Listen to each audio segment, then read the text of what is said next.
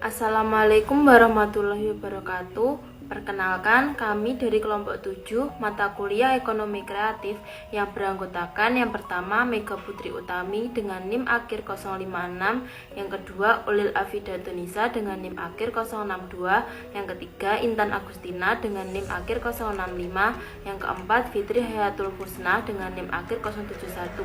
Di sini kami akan menjelaskan tentang fashion. Untuk materi selanjutnya akan dijelaskan oleh teman saya.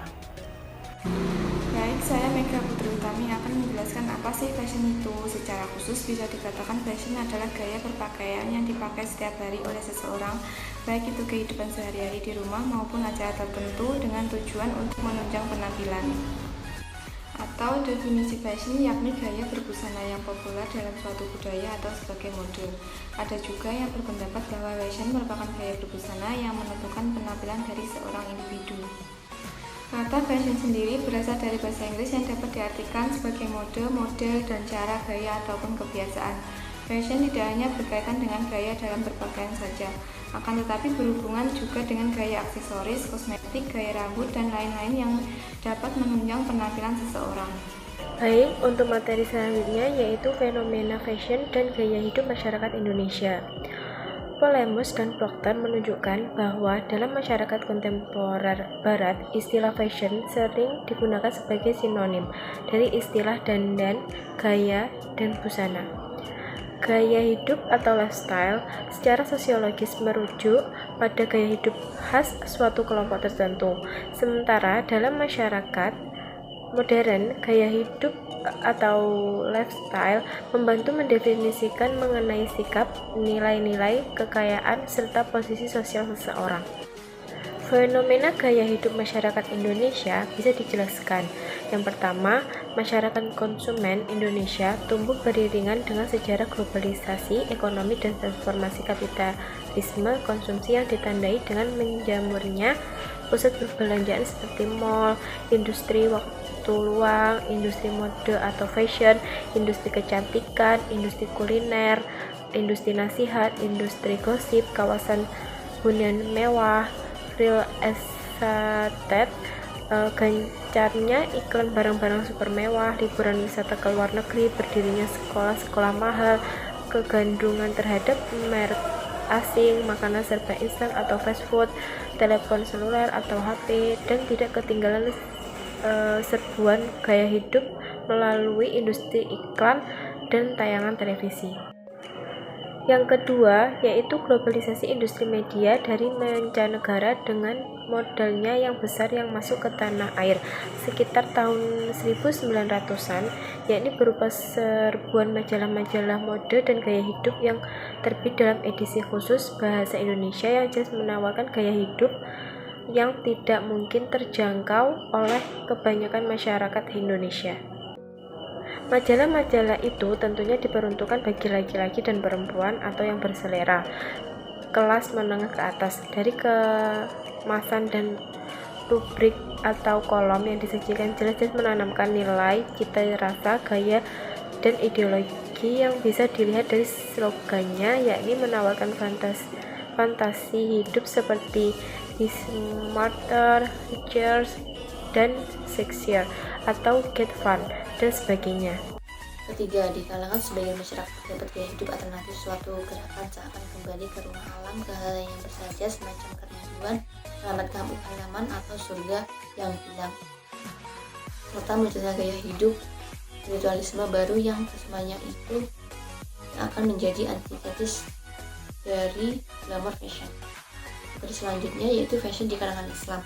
Di kalangan umat Islam misalnya, ini mulai maraknya iklan dari industri jasa yang menawarkan wisata religius, berdirinya kafe-kafe Islam, berdirinya sekolah Islam, menjamurnya konten berlabel eksklusif Muslim fashion, kegandrungan kelas menengah atas akan Muslim fashion show, dan berdirinya pusat-pusat perbelanjaan yang memanfaatkan sensibilitas keagamaan untuk keuntungan bisnis.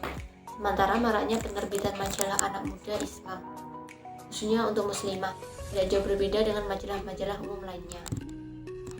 Fenomena ini akan apakah sebagai kebangkitan keagamaan ataukah memanfaatkan sensibilitas keagamaan yang mengalami komodifikasi menjadi komoditas di pentas konsumsi massal ketika kerudung, jilbab, gamis, baju koko dengan berbagai model, pola, corak, warna kian menjadi salah satu ikon gaya hidup dalam fashion dan mulai menjadi bisnis besar serta banyak dipakai para artis dalam dunia hiburan seperti sekarang ini. Bahkan di kalangan tertentu bisa dilihat munculnya upaya disadari atau tidak untuk memberikan label islamisasi dalam perilaku konsumtif di dunia mode dan shopping.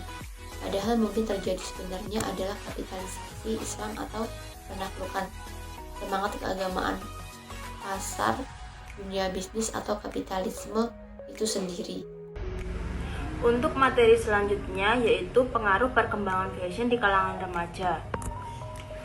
Fashion seolah-olah telah menjadi ciri khas dan kepribadian, terutama para remaja. Namun makna dari fashion adalah fashion bersifat unik dan tampil beda. Tetapi pengertian tersebut sudah bergeser dan membuat para generasi penerus menjadi generasi yang suka meniru ciri khas orang lain demi menjadi supermodel. Dampak dari fashion yaitu dampak positif dan dampak negatif. Dampak positifnya yaitu jati diri, mampu berhemat, be confident. Dampak negatifnya jati diri, pemborosan, dan tekanan.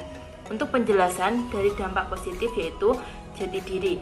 Fashion membuat para remaja bisa menjadi diri sendiri tanpa mengikuti perkembangan tren fashion tersebut. Mampu berhemat. Tidak perlu membeli fashion yang berbranded karena mereka mampu menciptakan gaya mereka sendiri dan menjadi sosok yang unik. Be confident, membuat fashion style sendiri dengan mengubah sesuatu yang sederhana dengan berbagai kreativitas hingga akhirnya menjadi tren terbaru dan nyaman dalam memakai pakaian. Untuk dampak negatifnya, untuk jati diri, terlalu mengikuti perkembangan fashion demi popularitas dan eksistensi untuk menotis masyarakat bahwa mereka remaja yang trendy. Untuk pemborosan, para remaja selalu menghamburkan uang demi mengejar perkembangan fashion mulai dari tas, sepatu, celana, jaket, dan sebagainya. Untuk tekanan, jika tidak mengikuti perkembangan fashion secara tidak langsung, maka akan terkena cap jadul mengakibatkan terkena bullying. Itu membuat para remaja menjadi depresi.